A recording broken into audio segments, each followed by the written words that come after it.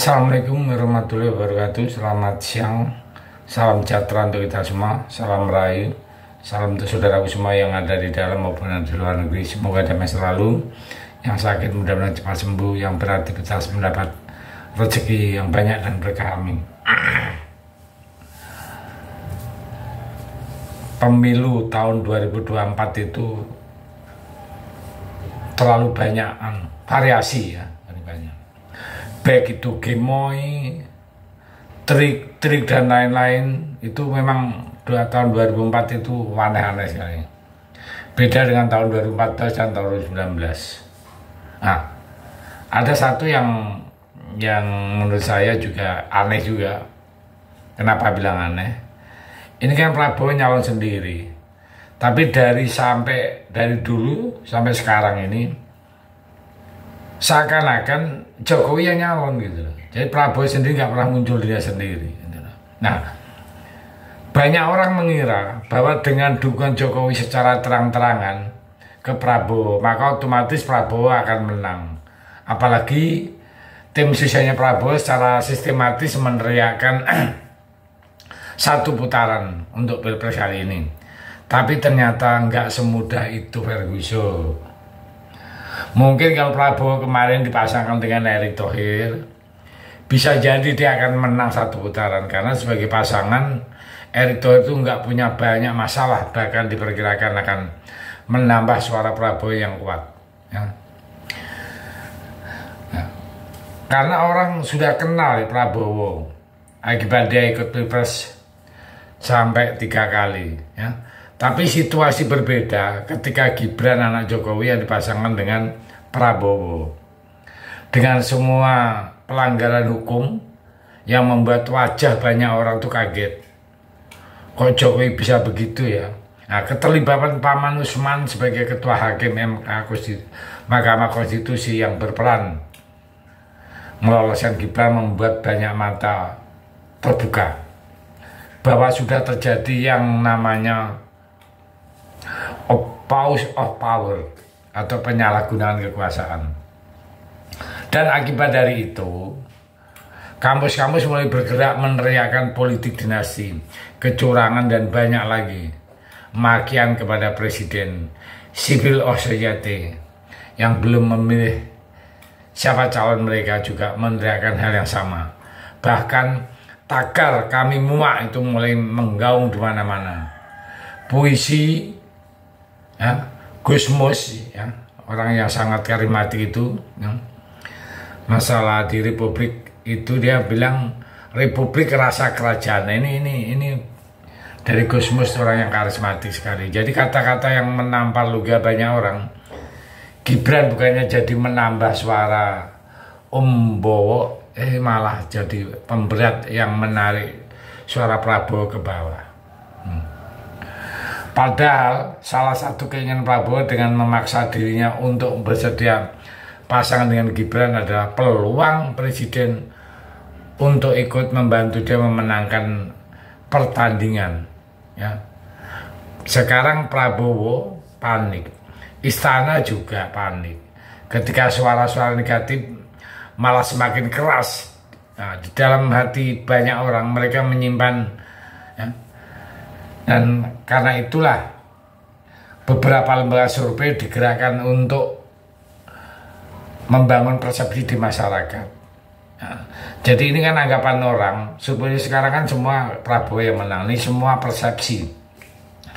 Nah, kenyataannya yaitu kita bisa analogikan sendiri.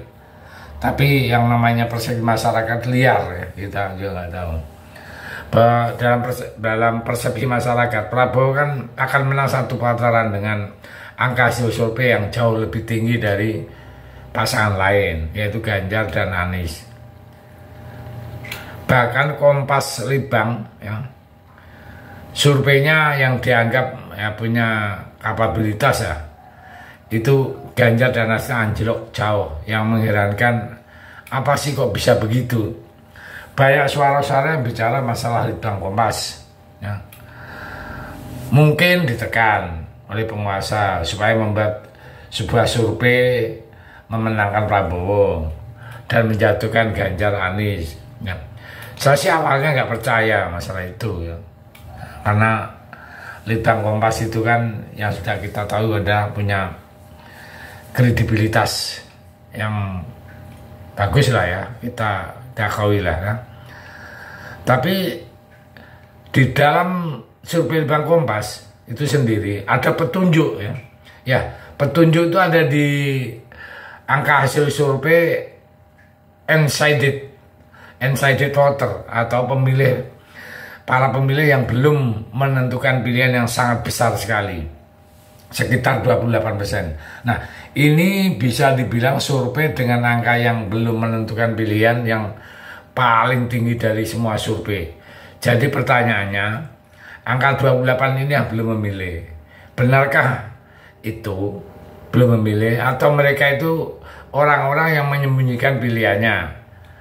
Mereka banyak ya, dalam bahasa lembaga survei itu sekarang dikuasai oleh Prabowo dengan didukung oleh penguasa. Begitu juga perangkat negara ya, perangkat desa kemarin kan udah dikumpulkan juga, sehingga masyarakat itu melihat survei sekarang malah justru apa ya, semacam kayak nggak seperti yang dulu surveinya tinggi top, enggak, karena banyak kejadian yang aneh-aneh itu. Bahkan survei sekarang itu begitu sulitnya mencari perizinan. Jadi ini dari lembaga survei sendiri ya, untuk sekedar mewawancarai dengan responden izinnya bertingkat-tingkat ya. Data responden sudah pasti bocor kemana-mana, sehingga hasil survei itu menjadi bias dan tidak mencerminkan kondisi yang sebenarnya. Ketika banyak pendukung Ganjar dan Anies yang galau, nah, ketika survei beberapa lembaga mengabarkan bahwa angka survei mereka turun, ya, sebenarnya yang galau berlipat-lipat itu justru malah dari pasangan Prabowo ya, yang didukung oleh istana. Ya, pendukung Prabowo itu galau luar biasa karena mereka menemukan fakta bahwa Pilpres ini tidak bisa satu putaran. Nah, ini kan bahaya sekali buat mereka, karena putaran kedua bisa terjadi situasi berbalik merugikan mereka ya. Contoh Pilgub tahun 2017. Saat itu kan Anies awalnya surveinya di bawah kan, atau nomor 2 ya. Dalam putaran kedua berbalik situasi mengalahkan Ahok ya. Nah, itulah yang dikhawatirkan oleh Prabowo. Jadi untuk teman-teman Ganjar segala macam itu nggak usah khawatir masalah survei, itu biar berjalan. Karena juga kita tahu bahwa survei yang dari Australia, dari Roy Morgan kan kita tahu sendiri, itu Ganjar posisi di 38, Prabowo 30, Anies 25. Jadi kita sekarang bergerak saja. Bagaimana cara untuk memenangkan? Yang jelas lapangan itu berbicara lain ya. Dengan adanya ini maka kita semua harus paham, kita semua harus bersatu, karena di sebelah sana dia menggerakkan semua itu. Ada 2 menteri kalau nggak salah yang jadi Indonesia, Bahlil, terus menteri PAN yaitu Zulkifli Hasan, sampai mengadakan terjadi hal yang tidak enakan, blunder segala macam. Ya, saya pikir itu mudah-mudahan kita bermotivasi. Terima kasih. Merdeka.